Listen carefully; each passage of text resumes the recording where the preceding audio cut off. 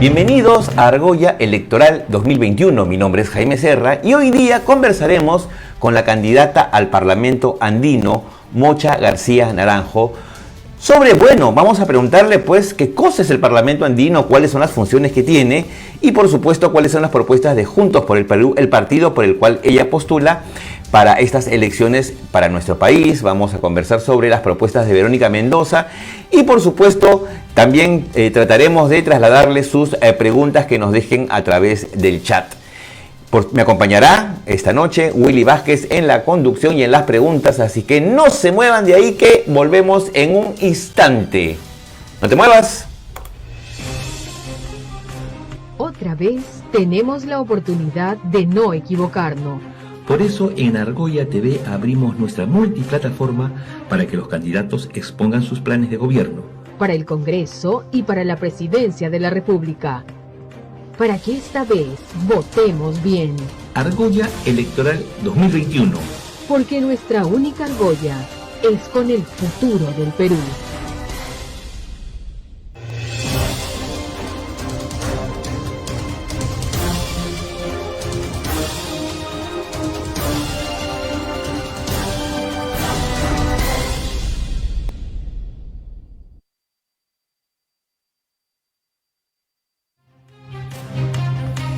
Bienvenidos amigos de Argolla TV Electoral. Estamos en plena campaña, ya habíamos anunciado la presencia de nuestra invitada Mocha García Naranjo, candidata, como ya lo habíamos mencionado, al Parlamento andino por el partido Juntos por el Perú. Así que bueno, vamos a darle la bienvenida. Mocha, bienvenida a Argolla TV. Claro que sí, muchísimas gracias, muy buenas noches. Es un gusto de estar contigo, Jaime. Mil gracias por esa invitación, generosa por supuesto, así que estoy feliz de estar acá y de compartir esa noche, de compartir con toda tu teleaudiencia que te sigue cotidianamente. Muchas gracias, Mocha. Bueno, sí, pues la idea es que podamos un poco ir conociendo a los candidatos que están ya en el partidor, sobre todo en esta situación tan complicada del COVID, ¿no? Que hace que las campañas tengan que ser pues de una manera diferente, una manera pues más cuidadosa, digamos, pero que es necesario que los candidatos y la población conozca a sus candidatos por otro lado también. Claro que sí, y creo además, Jaime querido, que hay que ser muy sensibles y muy cuidadosos porque la población está con otra preocupación.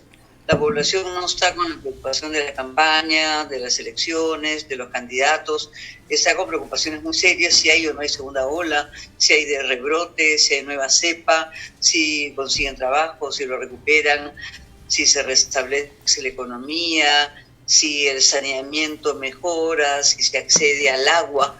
Entonces son muchas las preocupaciones. Más bien yo tengo que agradecer que ese programa se tome un tiempo para tener una oportunidad, porque es un tema fundamental también el destino del Perú y el destino de nuestras autoridades, el destino de nuestros gobernantes, el destino de la patria.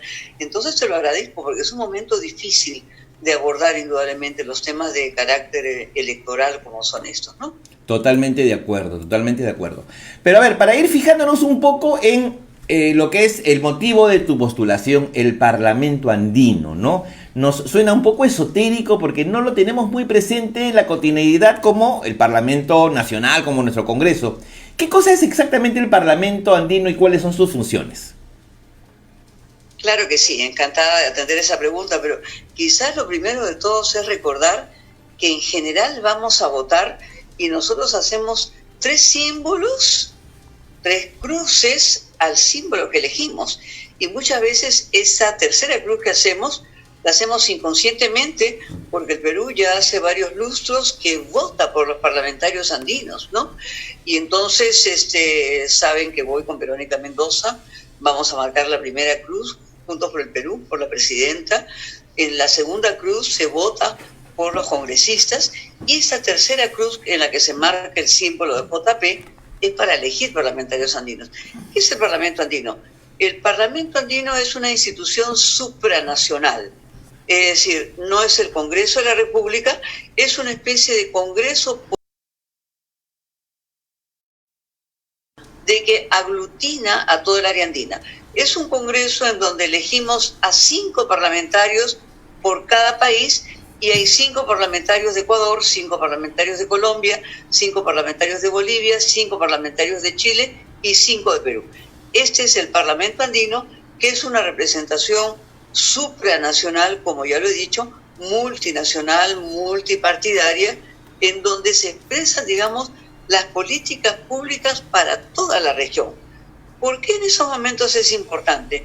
Es importante porque particularmente yo no creo que de esa crisis, que no es solamente sanitaria, es decir, el COVID ha exacerbado la crisis, pero la crisis es sistémica, es global, es económica, es social, es política, es sanitaria, es de salud, ha comprometido la vida, y indudablemente, desde mi punto de vista, la salida es global, la salida no es local, la salida tiene que ser articulada regionalmente. Incluso si hubiéramos tenido una articulación regional para la adquisición de vacunas, como efectivamente se coordina también en la Unión Europea o como se coordina en el Asia, indudablemente no tendríamos los resultados que hoy día tenemos, en donde Chile tiene ya 70 millones de vacunas y nosotros efectivamente recién estamos contratando, con un atraso gigantesco en donde no teníamos presidente. Había un momento en donde todo el mundo se preguntaba ¿dónde está Sagasti? Y efectivamente Sagasti tenía claro como presidente de la República encargado que tenía que salir a dar una explicación sobre el tema de las vacunas. Y mientras se anunciaban contratos con otros, resulta que compramos vacunas chinas, ¿no? Entonces hay una seria preocupación. Entonces, para volver al punto, yo creo que la salida es regional, es subregional, es andina, amazónica, en fin. El Perú ha sido un país integrado. Recordemos pues que nosotros venimos de una cultura milenaria en donde nuestro país llegaba pues hasta el río Maule en Chile y llegaba hasta Pasto en Colombia. Por lo tanto no es una novedad. Pero los sectores conservadores no quieren integración. Efectivamente quieren negociaciones bilaterales, es el sálvese quien pueda. Ahora mismo se sigue mercantilizando el tema de la vacuna, señalando que se venderá al sector privado.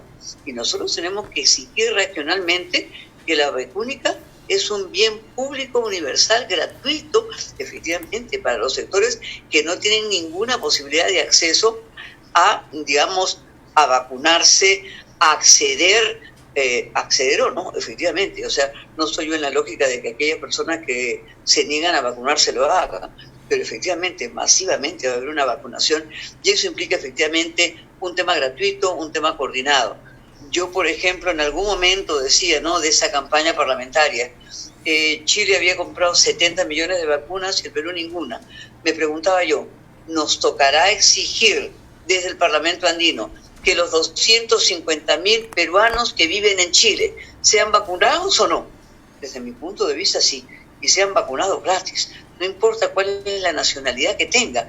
Estamos ante una pandemia. Esto implica una intervención mundial. Esto no implica una intervención local. Entonces, esto es un poco para decirte el Parlamento Andino, cómo se constituye, cuáles son los países, cuántos son los representantes, y hace cuánto tiempo ya elegimos a los representantes sin saber a quién elegimos, ¿no?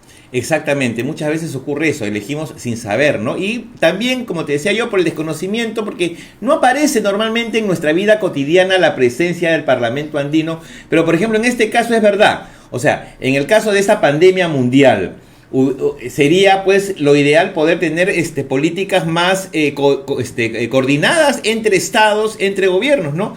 Por ejemplo, es verdad lo que tú has dicho, ¿no?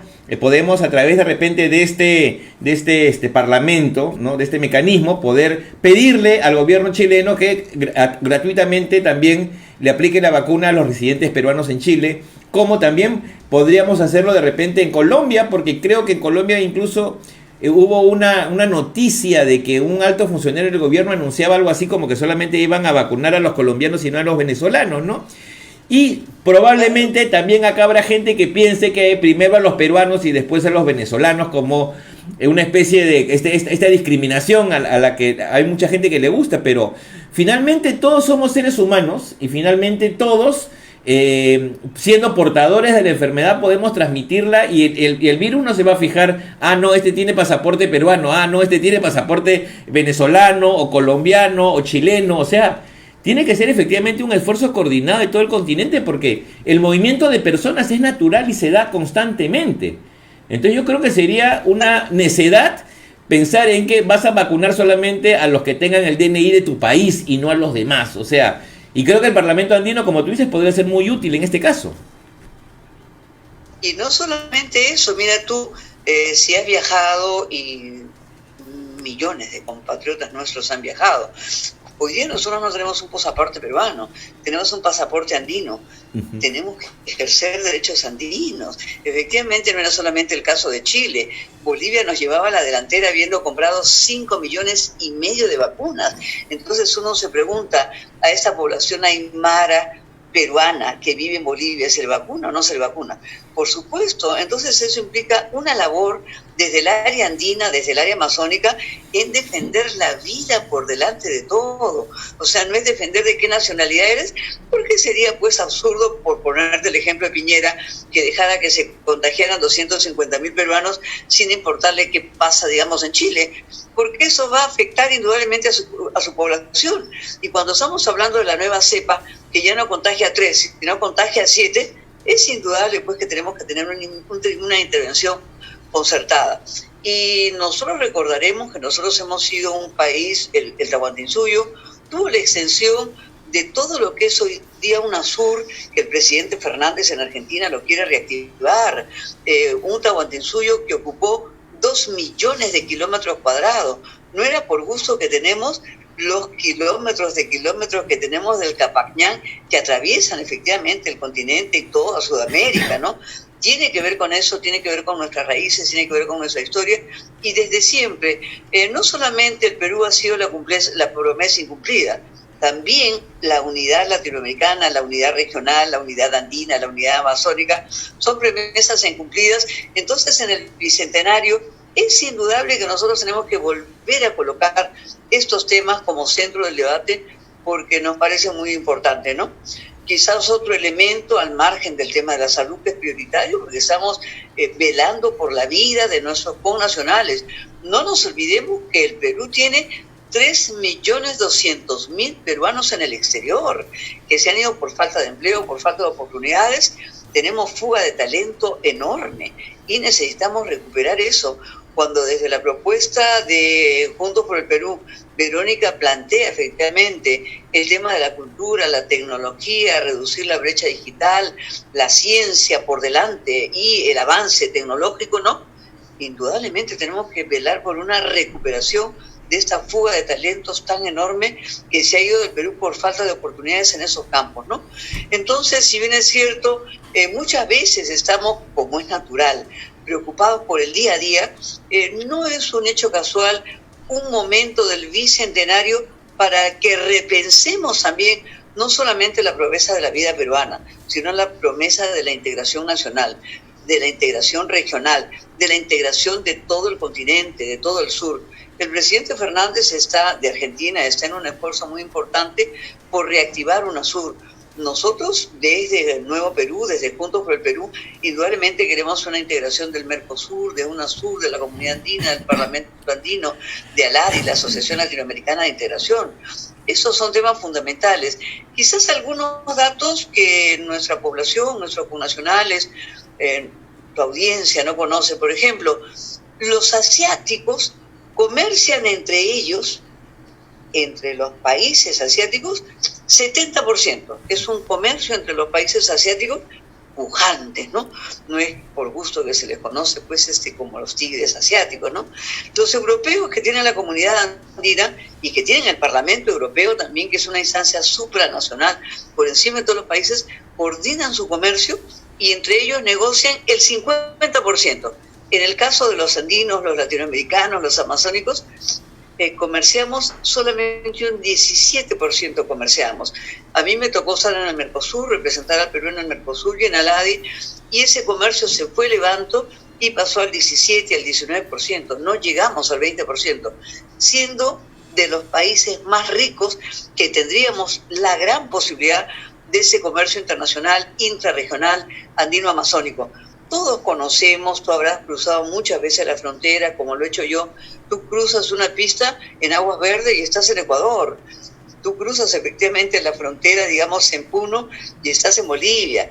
Te demoras un poco más en Chacayuta, en Santa Rosa, media hora, de 35 minutos para estar en Arica. Pero indudablemente hay comercio intrarregional que tendría que ser promovido. La pequeña, la micro y mediana empresa tendría que ser promovida internacionalmente en todo el ámbito regional, porque necesitamos reactivar la economía, necesitamos ese empleo de los emprendedores micro, pequeños, que tienen todo tipo de límites en las fronteras, en el comercio, pierden efectivamente sus productos, su inversión, su capital, en fin, es un tema que se podría ver. Otro tema fundamental para mí son las remesas que llegan desde el exterior. Yo me he graduado en las políticas migratorias, he estudiado en la Católica muchos años, tengo el título de políticas migratorias, globalización, relaciones internacionales, pero sobre todo trabajo con los migrantes hace 15 años. Soy presidenta de lo que se llama la Red Sin Fronteras, ¿no? Y de Espacios Sin Fronteras, porque indudablemente el tema de las remesas es fundamental. Cerca de 1 millón de familias peruanas dependen del envío de de remesas desde el exterior hasta el interior. Hoy día las remesas son 5 veces más que lo que es la cooperación internacional en el Perú. Es importante, sin embargo, el envío de las remesas tienen costos altísimos, que los tendríamos que abaratar en esa situación de crisis económica, porque esas familias hacen un esfuerzo enorme, teniendo personas en el exterior que mandan remesas para mantener acá a sus hijos, a sus familias. Y por supuesto que los costos son altísimos de emisión, de recepción del país de origen al país de destino. Entonces, eso lo tenemos que indudablemente que resolver también. Nosotros necesitamos hacer las normas vinculantes del Parlamento andino, como es el Parlamento Europeo, ¿no? Y como son en otros espacios. Entonces, hay un gran reto también por transformarlo, ya que hay un momento de una gran potencia para trabajar en el Parlamento andino. Dos cositas con respecto a lo que es el comercio entre los países de la región. Muchas veces los aranceles han sido los principales obstáculos, digamos, para poder comerciar de una manera más fluida, ¿no? Cosa que se ha resuelto, por ejemplo, con otros países como China, con el Tratado de Libre Comercio con China, el Tratado de Libre Comercio con Europa, con la Comunidad Europea. Últimamente se firmó el tratado también de libre comercio con la Gran Bretaña a raíz del Brexit, ¿no? Que se separa de la Unión Europea. Igualmente con Norteamérica, ¿no? Con México, Estados Unidos y Canadá también tenemos un tratado de libre comercio. ¿Qué es lo que impide que podamos por fin en Latinoamérica o en Sudamérica por lo menos tratar de integrar los mercados y convertirlos en uno solo? Porque yo creo que también una barrera es que los países tienen diferentes visiones de la política económica y algunos optan por los aranceles a los productos extranjeros, así sean de tus vecinos, ¿no? Y a veces les abren las puertas a los productos que vienen del Asia o de Europa. Claro que sí. Mira tú, el presidente Mujica dice una cosa muy importante. Tú sabes que yo soy embajadora en el Uruguay en el periodo del presidente Mujica. Por supuesto. Ya, claro que sí. Se ha despedido del Senado. Qué suerte la tuya, haber conocido a Mujica, seguramente, y conversado con él. Sí, qué suerte también, por supuesto, es un privilegio. Te envidio. Aprendizaje. Él relata que el mundo tiene más de 300 tratados de libre comercio. Hay más tratados de libre comercio que países en el mundo. Pero estos tratados son bilaterales, tienden a una lógica estrictamente bilateral y tienen un desorden gigantesco en el manejo del comercio internacional. Nosotros necesitamos negociar regionalmente, macro-regionalmente, no en esa lógica bilateral que ha ido desordenando de manera gigantesca efectivamente lo que podría ser un comercio regional, que en el caso andino-amazónico no se ha potenciado. De ahí que entre la región tenemos un comercio indudablemente tan pobre, tan bajo, con indicadores de resultados tan magros que tendríamos que mejorarlos, ¿no? Entonces, indudablemente que el Parlamento andino sirve justamente para ordenar las políticas regionales y nos permite ordenar el conjunto de las políticas de comercio, de las políticas culturales, de las políticas educativas, de las políticas ambientales. Entonces es fundamental, es un organismo fundamental y es una lástima que no sepamos. ¿Sabes por qué? Porque los parlamentarios andinos han buscado hacerse el muertito. Quizás algo... A ver, parece que hemos tenido una pequeña... Dos cosas que tendría que saber toda la población. En la medida que Keiko Fujimori tuvo la en esta vuelta, el Frente Amplio Andino está copado. La mayoría parlamentaria fujimorista, que ha buscado hacerse el muertito, porque indudablemente si se cerró el Congreso obstruccionista fujiaprista, efectivamente, ahí tenemos una mayoría también de congresistas parlamentarios fujimoristas que han controlado todos estos años el Parlamento andino y que siguen ahí, y que hoy por hoy están buscando nuevamente de refugio pasar de ser congresistas nacionales a ser parlamentarios andinos, porque encontraron una ruta de salida para efectivamente, en el caso de muchos de ellos, buscar no inmunidad, sino buscar impunidad parlamentaria también, ¿no? Entonces, por eso es que no hemos conocido, no han sido capaces ni siquiera de ayudar al retorno de los peruanos, que hemos tenido 14.000 peruanos sin poder regresar a la patria por el cierre de las fronteras. Nosotros tenemos segregación, xenofobia, cierre de fronteras, criminalización de las fronteras, seguritización de las fronteras. Es decir, el problema migratorio es un problema altamente delicado. Y entonces para nosotros migrar es un derecho, indudablemente que sí, pero los peruanos no debieran migrar sin derechos. Y si somos miembros de la comunidad andina y si tenemos pasaporte andino, tenemos que ejercer esos derechos. Por lo tanto, se necesita tener voces fuertes que conozcan de esa política pública comparada que permita favorecer la vida de los peruanos en el exterior. Mira tú, tenemos 250.000 peruanos en Chile, tenemos 450.000 peruanos en Argentina, y por hablar del mundo iberoamericano, tenemos en España, entre Barcelona y Madrid tenemos 250.000 peruanos, y en Italia otro tanto. Pero quizás yo como mujer deba decir otra cosa, como es ministra de la mujer. Nosotros vivimos un proceso que se llama la feminización de las migraciones, es decir, la mayoría de las mujeres son peruanas, es decir, los migrantes ya no son los migrantes, son las migrantes, mujeres que han migrado para la búsqueda de trabajos que no han querido, no se quieren hacer en otros países, el trabajo doméstico, el cuidado de salud, las enfermeras, el cuidado de los niños, los sistemas nacionales de cuidado como existen en el Uruguay, y nosotros estamos proponiendo que en el Perú también haya, ¿no? Entonces, esa feminización de la pobreza no solamente ha hecho que el número mayor sea de mujeres, sino que los roles se hayan cambiado. Antiguamente migraba el varón para enviar recursos, hoy día migra la mujer para enviar remesas a sus familias y atender a sus madres que se han quedado con sus hijos, y efectivamente para financiar alimentación, vivienda, estudios, vida en ese país. Y hay una situación crítica en ellas, porque indudablemente han perdido empleo, han perdido seguridad, pierden casa, están en casas de refugio. Entonces hay que articular una política integrada regionalmente que vele y que dé seguridad a nuestros peruanos en el exterior. Se estima que no solamente que tenemos 3.200.000 peruanos, porque esas son las cifras del INEI y de Relaciones Exteriores, y de ellos son casi 1 millón de votantes. Por primera vez los peruanos en el exterior van a elegir también parlamentarios. Sin embargo, tenemos que velar por los problemas que ellos tienen. No solamente tenemos que velar por los peruanos que están dentro de nuestras fronteras, sino por los peruanos que están fuera de nuestras fronteras, que están más desprotegidos aún porque están fuera de su casa. Es decir, hay este lema con la pandemia: quédate en casa. Pero ellos no están en casa, están siendo desalojados, no tienen vivienda, no tienen propio, están en una situación de precariedad.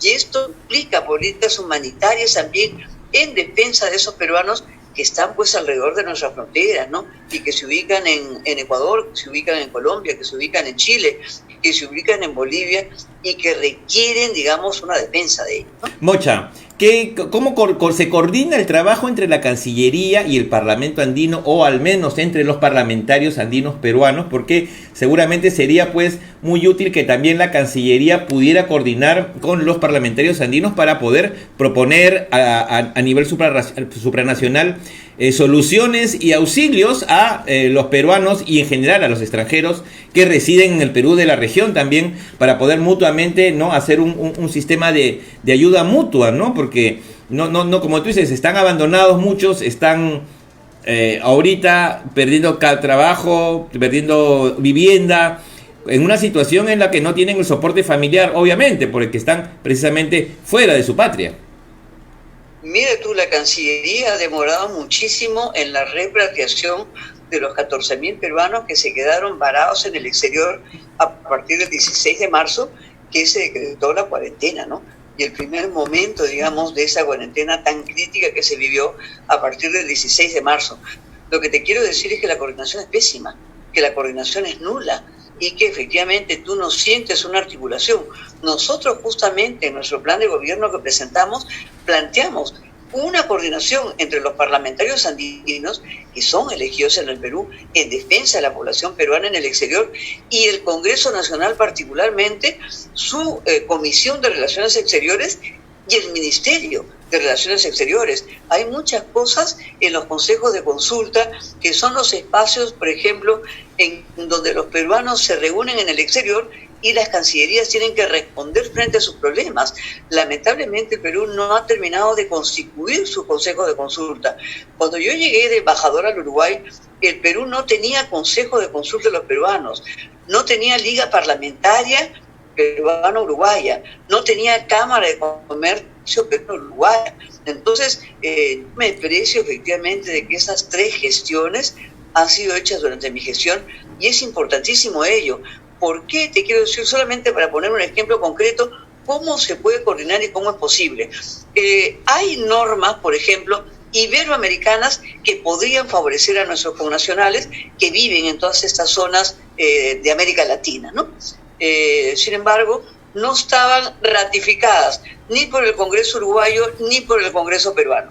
Efectivamente, me di el trabajo de que los 2 congresos ratificaran estos acuerdos y para ello constituí la Liga Parlamentaria Perú-Uruguay que no existía antes de mi gestión. ¿Qué implicó ello? Que tanto los peruanos que viven en el Uruguay, todos, sin excepción, tuviesen los mismos derechos que tenían los uruguayos, los orientales en general. Esto es, derecho a la educación gratuita, derecho a la salud universal gratuita, porque allá hay un sistema unificado de salud gratuito, masivo, estatal, no como la cuestión fraccionada que tenemos nosotros acá en el Perú, que ha sido gravísima para la pandemia. Respeto de sus derechos laborales, derecho a la sindicalización, a la negociación colectiva, a salarios justos, a salarios de gente. Por supuesto que jubilación y pensiones y su acumulación de jubilaciones se pudiese traer hasta acá, efectivamente, local, incluso para la reunión de los peruanos migrantes, la constitución de un consejo de consulta peruanos. Entonces, uno hace el cargo, ¿no? No es cierto que efectivamente todos los cargos son iguales, aunque todas las gestiones son iguales. Uno hace el cargo y yo creo que se pueden conseguir muchas cosas concretas si es que nosotros ponemos como centro a las personas. Si ponemos como centro a las personas sus intereses, sus necesidades, su necesidad de poner por delante su vida, su salud, su empleo, su economía, sus derechos, su ciudadanía, su cultura, su integración, su medio ambiente adecuado, efectivamente hay cosas que se pueden conseguir. Lamentablemente no sabemos qué hacen los parlamentarios peruanos. Sí. Se me ocurre, por ejemplo, en la Constitución, no estoy yo al tanto de esto, de repente tú sí, y me puedes un poco orientar. En el caso, por ejemplo, en el ámbito constitucional, ¿los parlamentarios andinos, digamos, tienen una función consultora o de alguna manera tienen, por ejemplo, ¿no? Que un acuerdo que se toma en el Parlamento andino se tenga que discutir en el Congreso y de alguna manera tener, pues, no sé, un peso extra para ser aprobado, por ejemplo, se me ocurre. El tema por supuesto que sí. El tema, por ejemplo, que se me ocurre ahorita, sí, brevemente, hay algunos países de la región, como por ejemplo Ecuador, Chile, ya lo tienen. Creo que Bolivia se acaba también de alguna manera de instituir mediante una orden de la Corte Suprema. En Colombia también lo tienen, el matrimonio igualitario, por ejemplo. Hay mucha resistencia por parte de los conservadores de peruanos que no quieren matrimonio igualitario porque no les da la gana, pues, porque en realidad el matrimonio entre personas del mismo sexo no afecta a nadie, no implica un gasto extra para el Estado peruano y simplemente es el reconocimiento, ¿no?, de que una pareja de personas del mismo sexo pueda constituirse en una familia, tal como ocurre con los heterosexuales. Entonces, se me ocurre, por ejemplo, ¿no?, si esto se pudiera discutir a nivel del Parlamento andino y dar, como lo que hace de alguna manera la Corte Interamericana de Derechos Humanos, ¿no?, que sus decisiones son vinculantes. ¿Se podría soñar con algo así en este caso? no solamente soñar, nosotros ese sueño lo tenemos que llevar a la realidad, porque además hay conquistas que se producen, pero tú no estás obligado a casarse con una persona del mismo sexo que si tú no quieres. Por supuesto. Tú no puedes impedir la voluntad de otra persona. Por supuesto. Entonces, estar en estos espacios nos ayudan a ver políticas comparadas. Y ese ver políticas comparadas nos van mirando el avance de otros pueblos, el desarrollo de otros pueblos, el aprendizaje de otros pueblos, nos ayuda a procesar cómo fueron aplicadas, cuáles son sus resultados, cuáles son sus indicadores, qué elementos fueron positivos. Te pongo un ejemplo, ya no solamente del tema de la diversidad, te pongo un ejemplo, por ejemplo, de la población afrodescendiente o de los pueblos originarios. Tienen representación en los parlamentos, como es el caso de Colombia. Tienen un cupo, tienen la asignación de los escaños para las poblaciones originarias.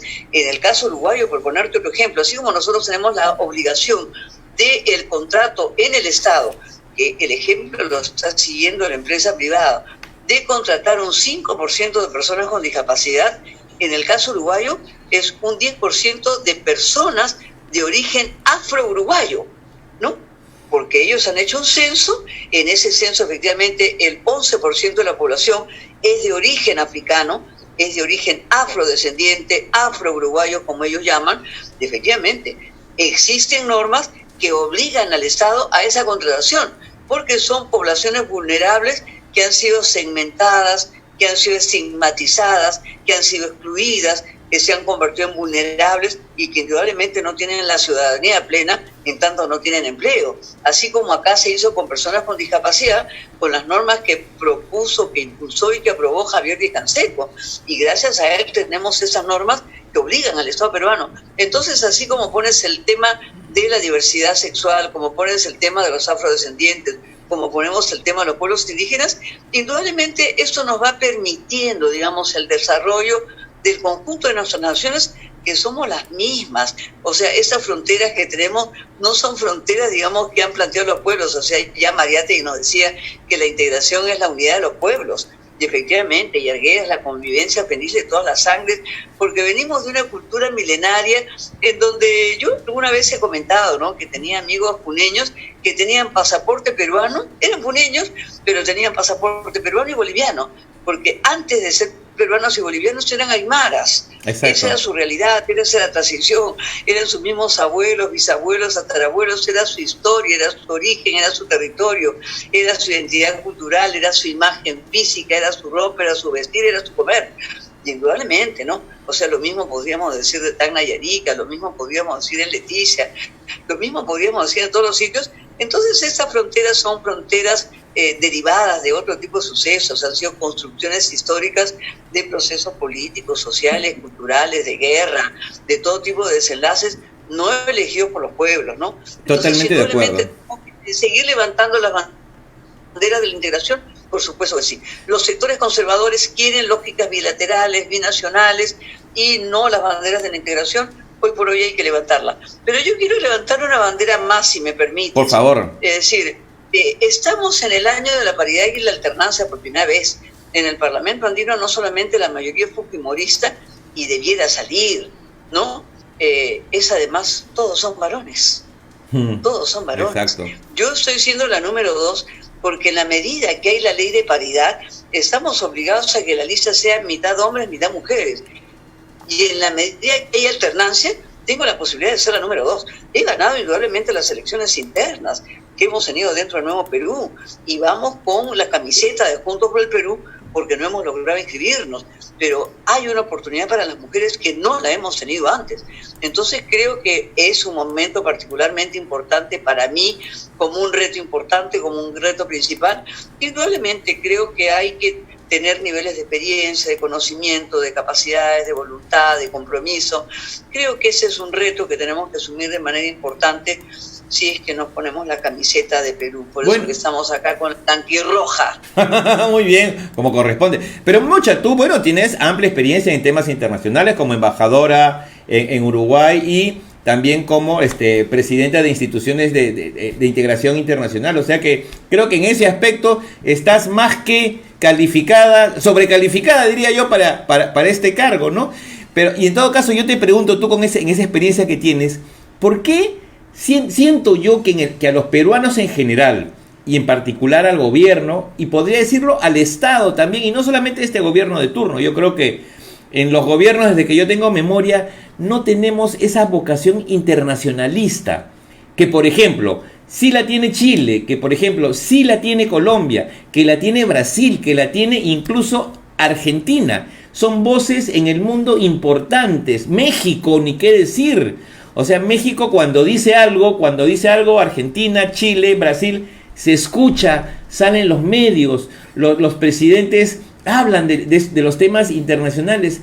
Acá no se habla, no se comenta. Incluso en los mismos políticos, podría decir yo, hay poco análisis internacional y poca preocupación de lo que pasa en otros países. Yo entiendo, tenemos por supuesto grandes problemas como lo tienen esos otros países latinos que también he mencionado, pero nos falta vocación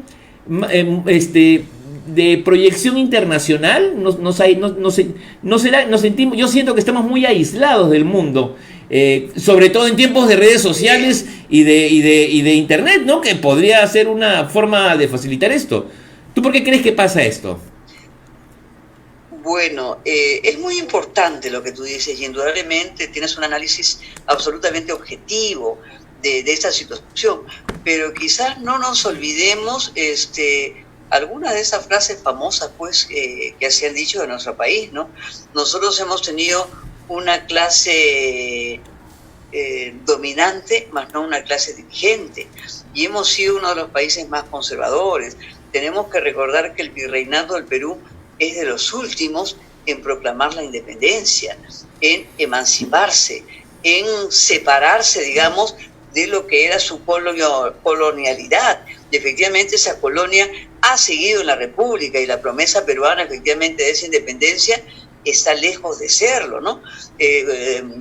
México ha celebrado pues su independencia el 2010 y el Perú efectivamente, si bien es cierto, vamos a entrar al Bicentenario y estamos en el año del Bicentenario, termina su independencia en el año 24, es decir, 14 años después de México, ¿no? Si bien es cierto, han habido procesos de levantamientos tan importantes como el de Túpac Amaru y Micaela Bacidas, antes incluso de la Revolución Francesa, fueron sofocados, porque acá tuvimos uno de los poderes más absolutamente conservadores. Y hoy día tenemos pues una clase dominante, conservadora, que no está interesada en la integración regional, como no lo estuvo interesada en 1821, en donde quería seguir siendo pues no una república, ¿no?, sino quería seguir siendo una monarquía. Quería finalmente una monarquía peruana, pero no quería una república propiamente, ¿no? Y recordemos las contradicciones también entre San Martín y Bolívar, y hemos heredado eso, ¿no? Entonces tenemos que construir esta promesa de integración regional, que es una promesa efectivamente por la que se lucha estos 200 años también, ¿no? No, y justo me haces acordar justo yo a muchos de los candidatos que pasan por acá y algunos que comentan, que manifiestan que han tenido pues estudios en el extranjero, que han vivido en Estados Unidos, en Europa, en el primer mundo. Cuando hablamos de temas que allá ya se superaron hace muchísimos años, ¿cómo? Y vuelvo otra vez a los temas recurrentes, ¿no? Matrimonio igualitario, el aborto, por ejemplo, ¿no? Incluso la legalización, por ejemplo, de la marihuana, ¿no? O la eutanasia, ¿no? Da la impresión que para ellos allá está bien, pero acá no. O sea, no, acá dicen, el Perú no está preparado para eso, ¿no? O sea, yo supongo que igual decían en 1820, ¿no? Los conservadores, no, el Perú no está preparado para ser una república, no está preparado para ser independiente, ¿no? Y es curioso porque si tú sales al extranjero a educarte, a formarte, es para que esos conocimientos y esa formación y esas vivencias que tú ves que allá funcionen y funcionan bien, pues las quieras para tu país, ¿no? Pero es como que eliges, ¿no? Esto sí está bien, pero no, esto no, mejor nos lo guardamos porque no están preparados todavía. O sea, me parece hasta contradictorio esas posiciones. Bueno, por supuesto que es contradictorio porque efectivamente hoy día, por ejemplo, es un día altamente sensible. Hoy, 11 de enero, se viene produciendo el juicio de las esterilizaciones forzadas, que fue una política de Estado. Entonces acá se quiso acabar con la pobreza acabando con los pobres. Es decir, se esterilizó a 300.000 mujeres. Y está claramente constatado de que un porcentaje significativo de ellos, y masivo, no solamente significativo, fue totalmente sin su voluntad, ¿no? Como en algún momento pues un actual parlamentario decía, no fue contra su voluntad, fue sin su voluntad. Por supuesto, fue contra su voluntad, fue sin su voluntad, no lo conocían siquiera, no sabían que estaban entrando a un proceso irreversible de impedimento de procrear. Entonces, indudablemente, nosotros hemos tenido, digamos, autoridades absolutamente perversas. Bueno, no es por gusto que hemos hablado pues de una dictadura. Entonces no solamente tenemos una conducción conservadora, sino hemos tenido una conducción dictatorial. Entonces, indudablemente, el conjunto de temas que son el resultado, digamos, de decisiones democráticas de los pueblos que representan avanzada, que representan cambios en la forma de vivir del siglo XXI, no han sido pues parte del significado para los peruanos.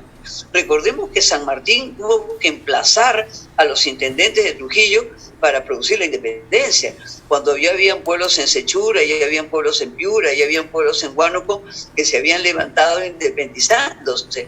Pero las élites nacionales efectivamente estaban tan vinculadas, digamos, a la colonia y a la dominación europea, que indudablemente tuvieron pues una herencia conservadora. Y también grandes autores han dicho pues que el paso de la colonia a la república solo significó cambiar mocos por babas, y esa es parte de la realidad. Entonces tenemos una herencia conservadora muy pesada en el continente, y indudablemente esa política de sálvese el quien pueda. Y entonces no interesa esta cosa de solidaridad, esta cosa de integración, esta cosa de entre todos enfrentar una situación de crisis. No estamos ante una pandemia cualquiera. Quizás solamente dos cifras importantes, ¿no? Cuando uno estudia la Guerra del Pacífico, quizás no todos lo recordamos, ¿no? Pero yo me voy al amanecer de Tacna, a esa Tacna heroica, 2 veces cautiva, ¿no? Pero digamos, los muertos sumados, chilenos, peruanos, bolivianos, militares y civiles, fueron 20.000 en total. Tenemos nosotros con esa pandemia casi 40.000 como cifras oficiales, sí. Y como cifras extraoficiales entre 80 y 100.000. Entonces, para que veamos la gravedad y el drama de la crisis. Pero si uno mira Estados Unidos, los muertos que tienen hoy día Estados Unidos superan largamente, sumadas, la guerra de Corea y la guerra de Vietnam. Totalmente. Entonces no estamos ante una crisis cualquiera, no estamos ante una crisis de coyuntura, estamos ante una crisis sistémica, y eso implica una intervención global. ¿Necesitamos créditos multilaterales? Por supuesto que sí. Vamos a necesitar financiamiento regional para enfrentar las necesidades de gobierno de este año. Por supuesto que sí. Vamos a tener que acceder a banca. Por supuesto que sí. Vamos a tener que acceder, digamos, a recursos más allá de la tasa fiscal regular y de la tributación regular, que en el caso peruano está por debajo de todo el continente. Por supuesto que sí. Entonces no estamos ante una salida local. Bueno, además nuestros grandes pensadores, ya Vallejo, ya Mariátegui, nos decían pues un Perú nuevo dentro de un mundo nuevo, o Vallejo pues como el Perú al pie del orbe. A nadie se le ocurrió pues tener un país autista, sino un país totalmente integrado como fue milenariamente nuestra cultura. Entonces tenemos que recuperar esa vocación, esa prédica, esa práctica, y hoy más que nunca es urgente, porque necesitamos salidas más globales, salidas más integradas, salidas más articuladas, y necesitamos de la colaboración de toda la región, de toda la región. Totalmente, totalmente, porque finalmente las fronteras son imaginarias, las fronteras son imaginarias, y lo que nos queda a nosotros es precisamente eso, ¿no? Nos queda el hecho de el ser humano transcurre naturalmente, digamos, por la región, y claro, la necesidad de un pueblo luego se comparte con la necesidad de otro. Entonces creo que es totalmente válido lo que dices, Mocha, pero a ver, un poco también quiero explorar. Y un comentario sobre eso. Por favor. Es posible solamente que migren los capitales y las mercancías y que el ser humano no tenga derecho. O sea, migrar es un derecho, pero lo que queremos es que se migre con derechos, ¿no? Y entonces aspiramos a una ciudadanía universal, a una ciudadanía sudamericana, hacia una ciudadanía andina. Recordemos, digamos, que nosotros hemos saltado ya a tener esa ciudadanía andina, pero tenemos ahora que aspirar a ejercer esos derechos en todo ese espacio territorial y seguir construyendo ciudadanía sudamericana. En fin, yo soy parte de los movimientos por la ciudadanía universal también. Entonces, indudablemente que sí, estoy a favor de la movilidad humana. Nosotros no vivimos como en la Edad Media, en un mundo inmóvil. Vivimos en un mundo móvil y es un derecho la movilidad humana fundamental. Migrar o no migrar, es parte de los derechos, pues que no se pueden conculcar, ¿no? Totalmente, totalmente de acuerdo. Mocha, pero también quiero explorar tu parte personal. Por ejemplo, tú tienes eso, la parte personal. Me encanta a mí, por ejemplo, tu parte musical, la parte de Tiempo Nuevo. ¿Cuánto tiempo tiene ya de vida Tiempo Nuevo? Cuéntanos. Un globo. Pero qué maravilla, ¿no? Qué maravilla. Año, mira tú, sí, estamos cumpliendo ese año 45 años de vida musical, de vida cultural, de vida artística, ¿no? Y es una cosa pues que no se deja, ¿no?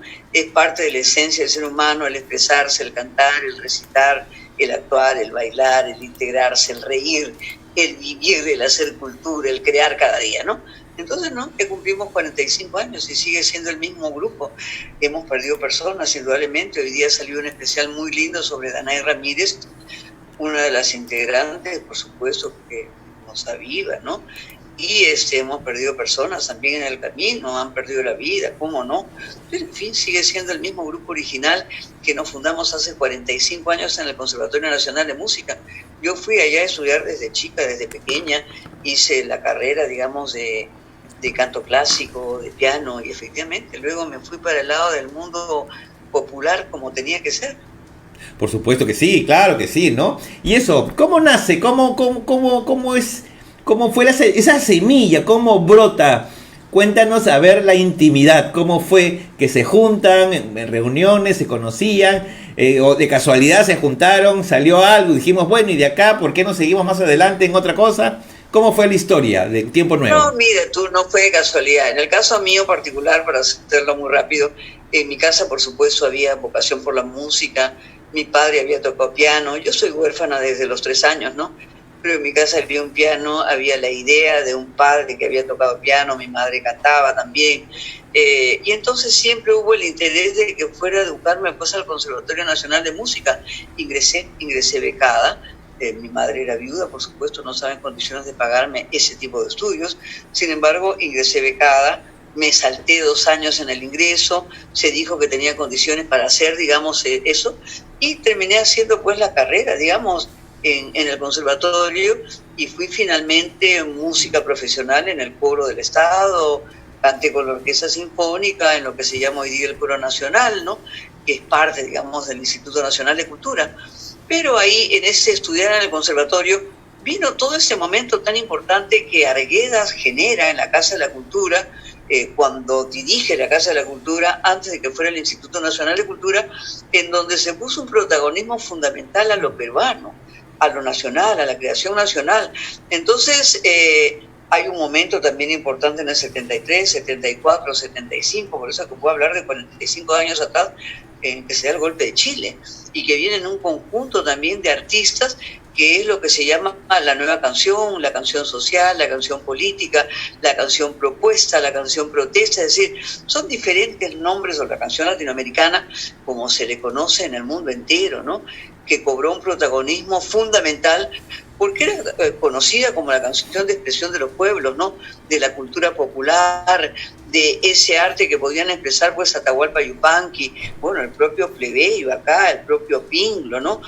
Como uno de los autores originales, o Manuel Acosta Ojeda, o el Jilguero de los Andes. Todo eso influyó mucho en el conservatorio. Entonces, nuestra generación no pensaba solamente en la música de los grandes clásicos europeos, ¿no? Pensaba efectivamente en la música de los grandes autores nacionales, reivindicar a Sánchez Málaga, reivindicar a Roberto Carpio y reivindicar a Celso Garrido Leca, que finalmente llega al conservatorio como consecuencia del golpe. Y él venía de trabajar con Inti Illimani, con Quilapayún, con Víctor Jara, ya asesinado en el estadio en Chile, ¿no? Danay Ramírez viene de ahí, es una compañera chilena que viene a integrar Tiempo Nuevo, Entonces éramos músicos del Conservatorio Nacional de Música estudiando las carreras regulares, ¿no? César Vivanco estudiando flauta y tocando para la Sinfónica, yo estudiando canto clásico y trabajando en el Coro Nacional, Martina Portocarrero exactamente igual, estudiando canto clásico con mi misma profesora y compañera mía en el Coro Nacional o Coro del Estado, como se le conocía, y así otros compañeros. Y Celso impulsa que se cree en ese año el Taller Popular de la Canción. Y entonces efectivamente hay un salto cualitativo de lo clásico, estrictamente clásico, a lo explícitamente popular.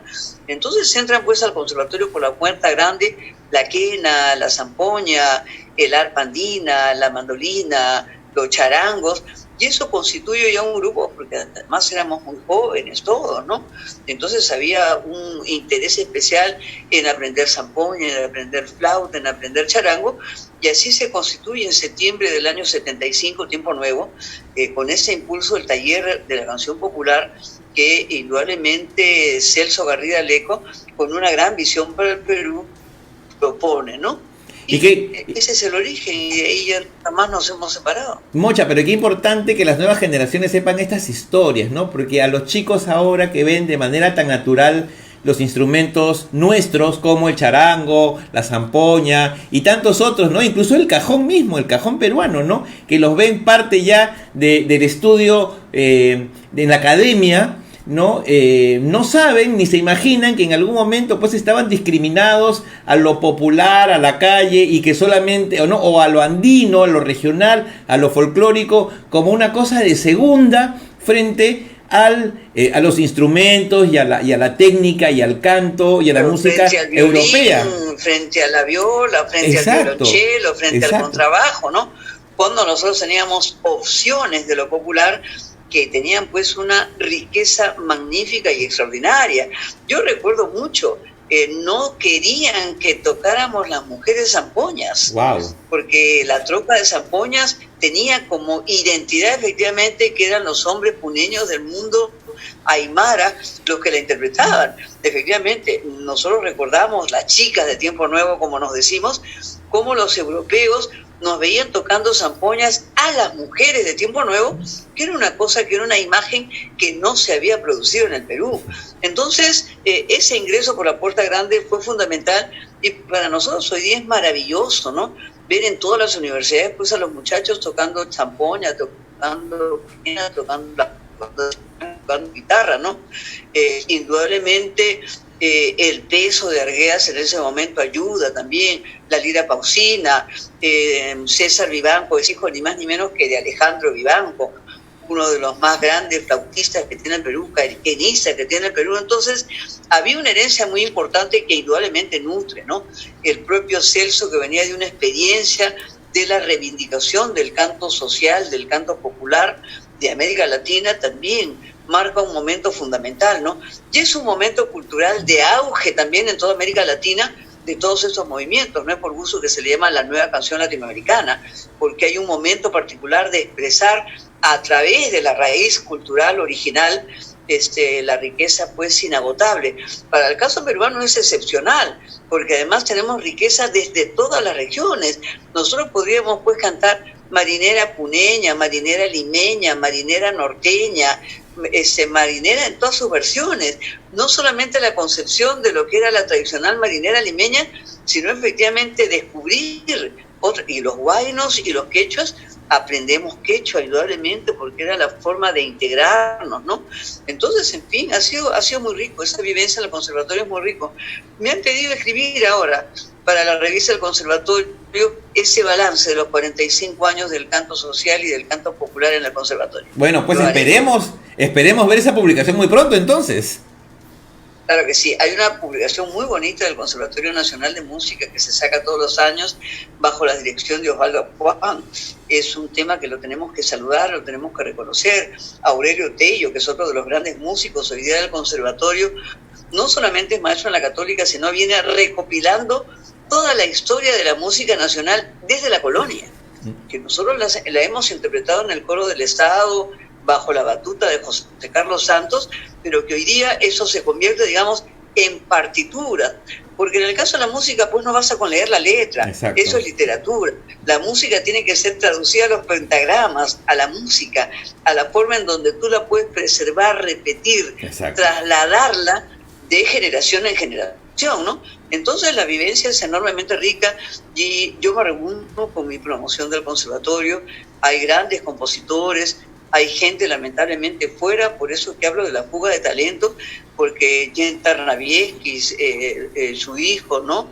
Está viviendo en México. Aurelio también vivía en México, gracias a que la Católica ha abierto un espacio cultural, se le recuperó. En el caso de Chalena Vázquez, que le hemos perdido, también se le recuperó, porque no han habido espacio para estos talentos que son tan importantes para la cultura, ¿no?